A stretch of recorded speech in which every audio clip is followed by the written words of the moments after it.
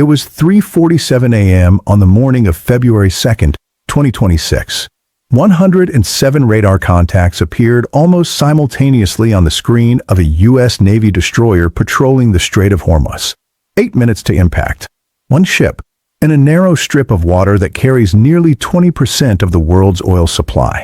By sunrise, 31 attack boats would be destroyed, 2 American sailors would be dead, and global markets would once again be reminded how thin the line is between routine patrol and regional war. The Strait of Hormuz is one of the most strategically dangerous waterways on Earth. At its narrowest point, it is just 21 miles wide, with shipping lanes barely 2 miles across in each direction. Every day, millions of barrels of oil pass through this corridor, linking producers in the Middle East to consumers in Asia, Europe, and beyond. Any disruption here is not regional. It is global. That is why American warships have patrolled these waters for decades, and why every patrol carries the unspoken understanding that escalation can arrive without warning, often in the dark. At first, the radar contacts appeared scattered, almost disorganized. Small, fast-moving signatures emerging from the Iranian coastline and nearby islands. Then the pattern became clear. The contacts were multiplying, accelerating, and converging. Within minutes, the combat system was tracking more than 100 individual vessels, approaching from multiple directions at high speed. Their movement was deliberate, calculated to stretch the ship's defenses and force difficult decisions under extreme time pressure. This was not harassment.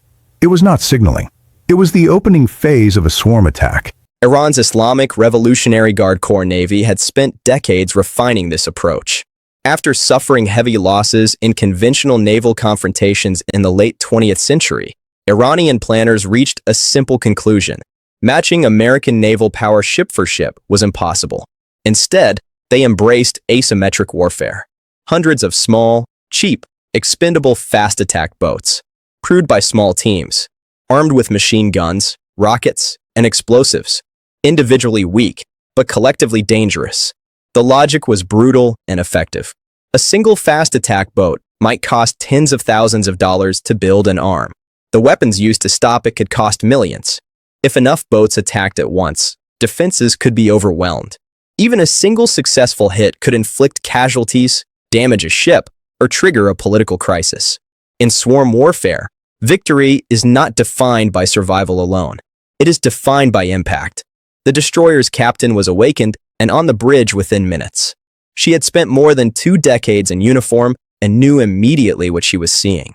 The radar display showed a widening arc of approaching vessels, spreading out to encircle the ship. Their speed suggested coordination. Their vectors suggested intent. But intent, in modern warfare, is rarely obvious until it is too late. International law grants warships the inherent right of self-defense. But that right is constrained by rules of engagement designed to prevent accidental wars. A vessel approaching at high speed is suspicious, but not illegal. A weapon mounted on a boat is concerning, but not necessarily hostile. The challenge is that by the time hostile intent becomes unmistakable, the margin for error has often vanished. At 4:03 a.m., the first warning was broadcast on international maritime radio frequencies. The approaching vessels were ordered to identify themselves and alter course. There was no response. The warning was repeated, this time in multiple languages. Still nothing.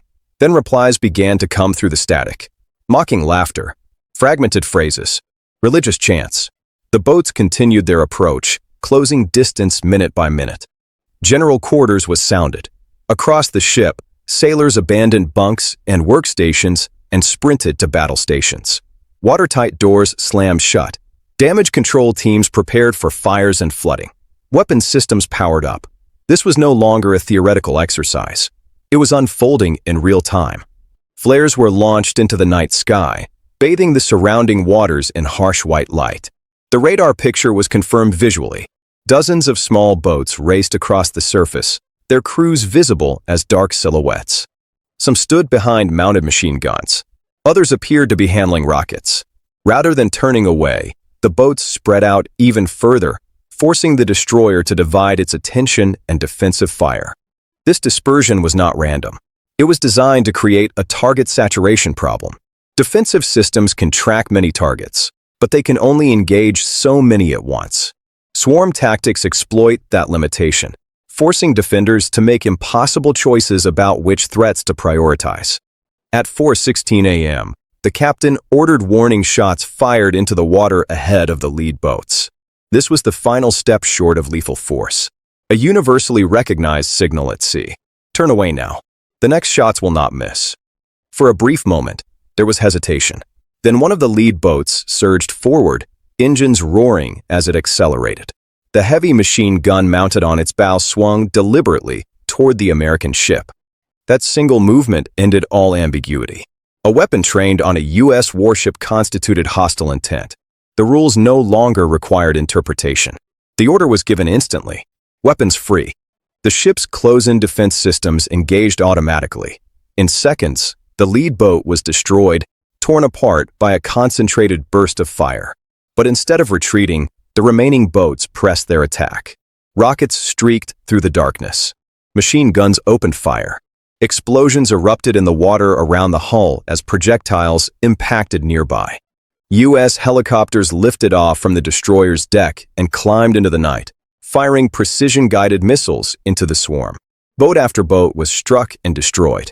Burning fuel lit the surface of the water. But even as attackers were eliminated, others surged forward, exploiting gaps, forcing continuous engagement. This was the central reality of swarm warfare. The defenders had superior technology, training, and coordination. The attackers had numbers and willingness to absorb losses. Each destroyed boat reduced the threat, but never eliminated it entirely. The engagement became a test of endurance, discipline, and decision-making under sustained stress. The combat continued for 47 minutes. Nearly an hour of continuous engagement in one of the most sensitive maritime corridors on Earth. By the time the surviving boats withdrew toward the Iranian coastline, 31 fast attack craft had been destroyed or disabled. An estimated 75 to 90 Iranian personnel were dead.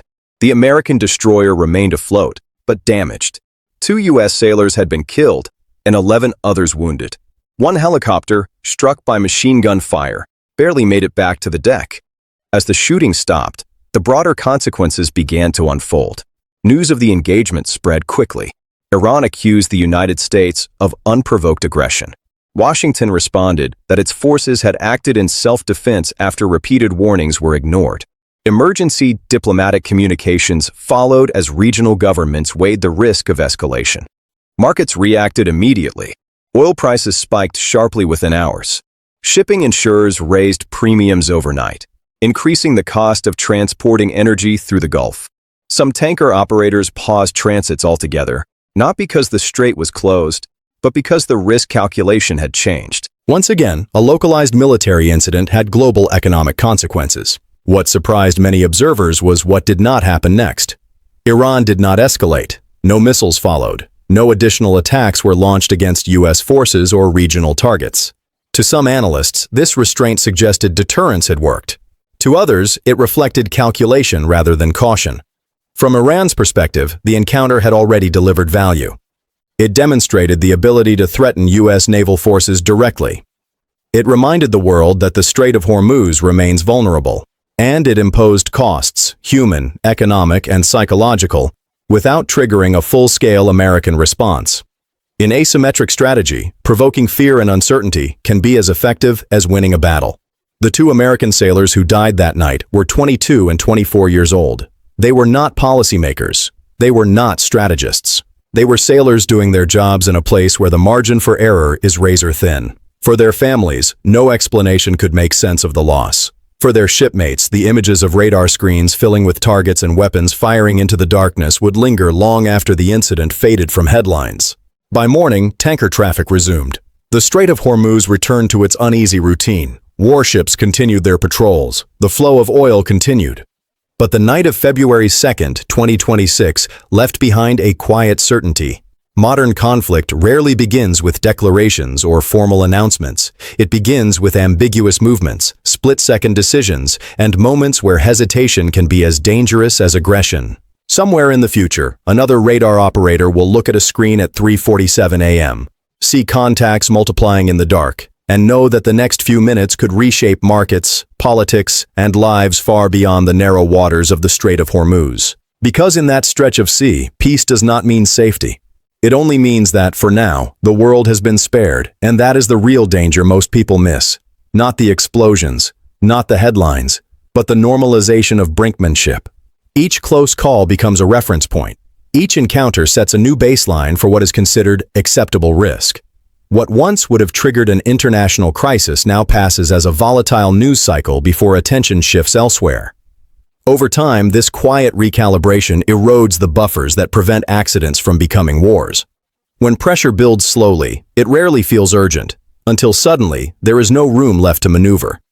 Because the next time the radar lights up, the context may be different.